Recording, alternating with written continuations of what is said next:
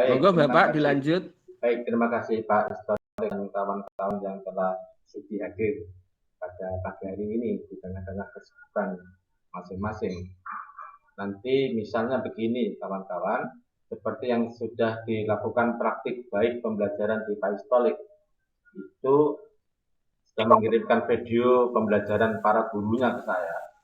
Nanti bisa dipilih yang terbaik, nanti dipresentasikan, ditayangkan, begitu. Kemudian nanti diuraikan maksud dari pembelajaran ini adalah demikian, aktivitas dilakukan guru demikian, murid demikian. Kira-kira itu juga sudah cukup bagus, nanti diminta tanggapan dari kawan-kawan. Baik, izin saya share screen materi pada hari ini. Yang materi-materi kemarin sudah saya share belum ya?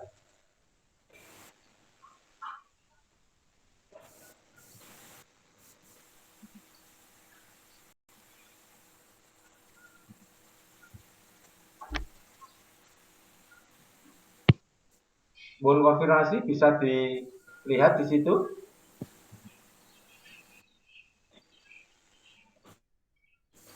Bisa Bapak. Baik, ini pertemuan dan pembinaan saya beri judul Ngopi Maduin.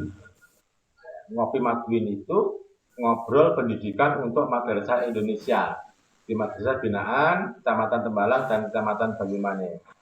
Karena sifatnya ngobrol, maka tidak perlu serius-serius amat. Ya, kita santai-santai saja, maka silahkan ada yang sambil minum, sambil ngemil, ada yang sambil udut juga silahkan, tidak apa-apa. Namanya kita ngobrol, yang penting isi dari obrolan kita ini ada manfaatnya untuk kita. Begitu ya kira-kira ya. Baik, kalau kemarin sudah saya sampaikan terkait dengan bagaimana pembelajaran kita itu agar dapat seperti ini. Kalau pertama kita hanya menjelaskan apa itu, di mana dan kapan, seperti kita melihat ada sebotol air mineral dan cangkir, itu masih sangat mudah sekali. Tetapi kalau mereka sudah bisa mengerti tentang bagaimana air mineral itu bisa digunakan dan dibuat menjadi minuman, itu pengetahuannya sudah semakin meningkat. Nah, kalau sudah sampai pada minuman itu kita mengerti takaran gulanya atau kopinya, kalau yang punya penyakit diabetes mungkin sedikit, bahkan tidak pakai gula, itu pengetahuannya sudah meningkat lagi. Yang menjadi meningkat yang ingin kita lakukan kepada anak-anak kita adalah bahwa air mineral itu bisa digunakan bermacam-macam minuman dan akan mempunyai nilai jual lebih kalau itu diberi kemasan tertentu. Bahkan kemarin saya katakan di Yogyakarta itu ada kopi, namanya kopi Jos. Kopi Jos itu juga punya nilai jual yang mahal, padahal hanya kopi, secangkir kopi atau segelas kopi yang diberi arang.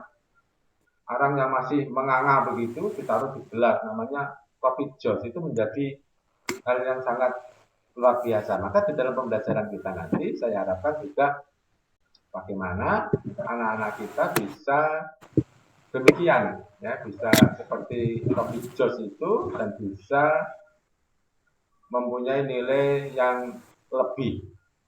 Nah, bagaimana caranya? Ini yang ingin saya sampaikan pada hari ini. Kalau kemarin saya katakan bahwa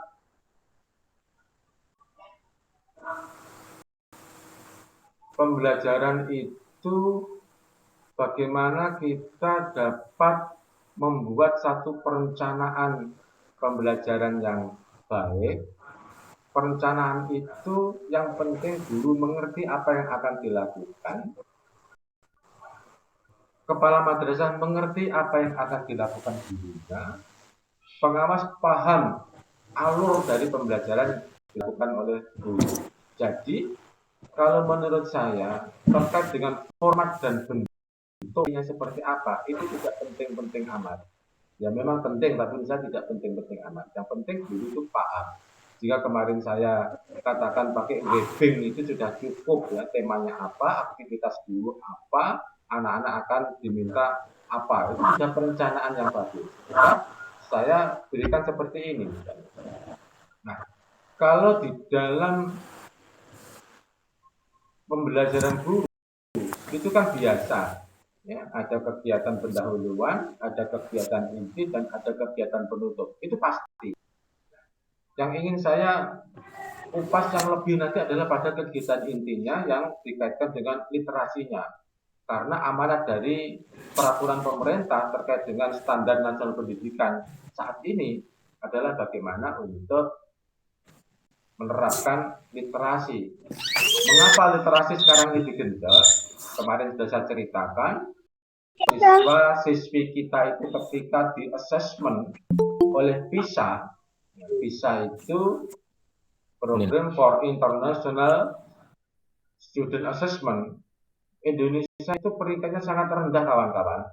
Dari 78 negara yang disurvei, Indonesia itu menempati peringkat ke-74 terkait dengan literasi baca dan literasi numerasinya. Ini kan merupakan satu hal yang sangat memprihatinkan.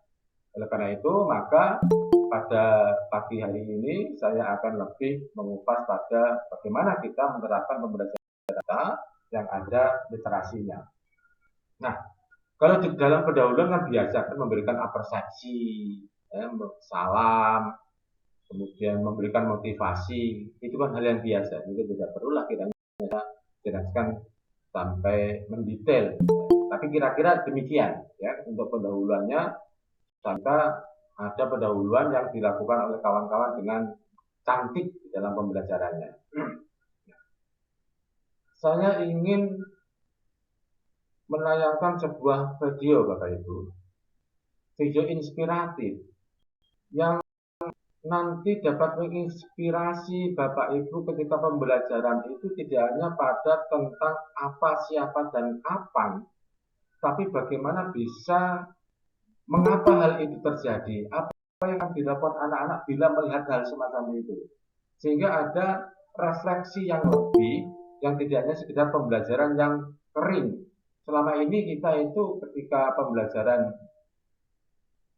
sejarah misalnya, kita hanya menghafalkan tahun, ya, Perang Diponegoro, kapan, berakhir kapan, ditangkap dan dibuang di mana, tapi belum sampai pada mengapa Pangeran Diponegoro itu perangnya sampai kalah. Bagaimana kira-kira kalau strategi yang berbeda, apakah Diponegoro menjadi menang atau tidak? Nah, pemikiran-pemikiran dan pembelajaran semacam itulah yang ingin saya tanamkan dan kita bahas bersama-sama, sehingga nanti ketika membuat perencanaan pembelajaran, nanti dibicarakan sungguh-sungguh dengan kepala madrasahnya. Kalau ada saya datang ke sana, nanti ayo kita buat bareng-bareng perencanaan pembelajaran yang baik. Sehingga saya ingin membuldoser paradigma dan image bahwa pengawas itu satu sosok yang menakutkan, satu sosok yang sebagai momok, tidak. Tapi nanti ketika saya datang, ayo kita coba buat bareng-bareng perencanaan pembelajaran yang bagus, sesuai dengan tema, sesuai dengan kelas, sesuai dengan karakteristik anak-anak, dan sesuai dengan karakteristik madrasah masing-masing. Kita lihat bersama-sama, Bapak Ibu. Dilihat, guys. My name's Anna. This is my brother William. I've stayed in Hong Kong for 7 years. I was born in Hong Kong. Do you know anything about coronavirus? Yes, it is a bad virus that can kill a lot of people. Over 800 people in Hong Kong who are sick, and all over around the world. How does the virus change your life? What did you do before the virus?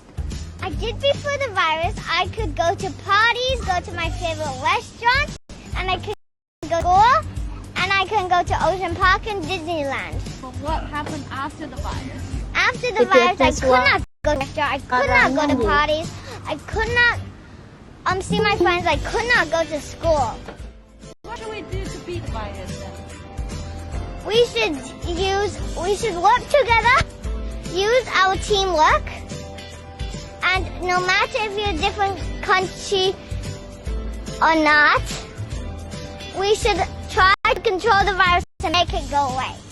If mommy and daddy can't go to work because of virus, are you worried? Yes. Why?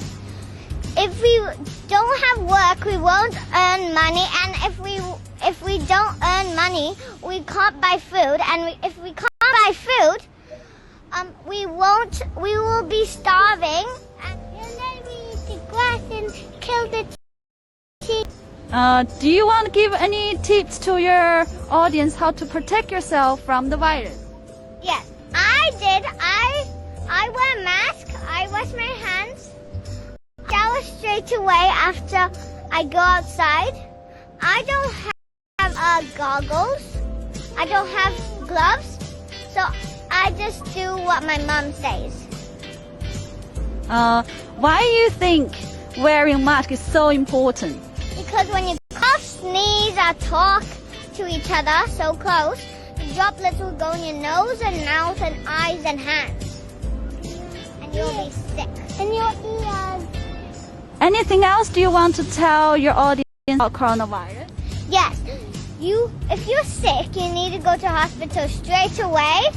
Don't go to parties, don't go to restaurants, don't go to weddings, don't go to crowded areas, don't go to shopping malls.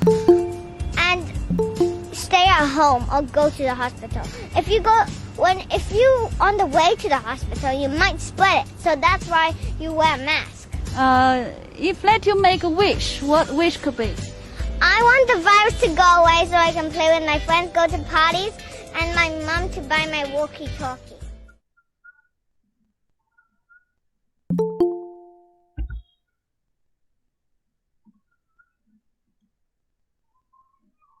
Baik, itu kira-kira teman-teman bahwa kalau pembelajaran kita itu dapat merangsang anak untuk percaya diri,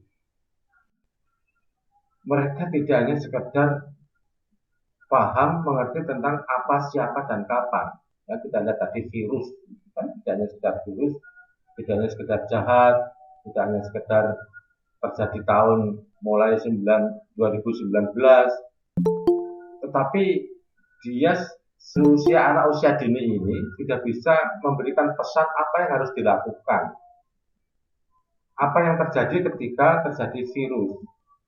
Sehingga pesan-pesan demikian inilah yang ingin kembangkan di dalam pembelajaran teman-teman di madrasah binaan saya. Bagaimana mengembangkan pembelajaran yang bisa seperti itu kira-kira. Ini mohon maaf sambil mengadmit kawan-kawan yang baru masuk, ya. Baik. Oleh karena itu, teman-teman,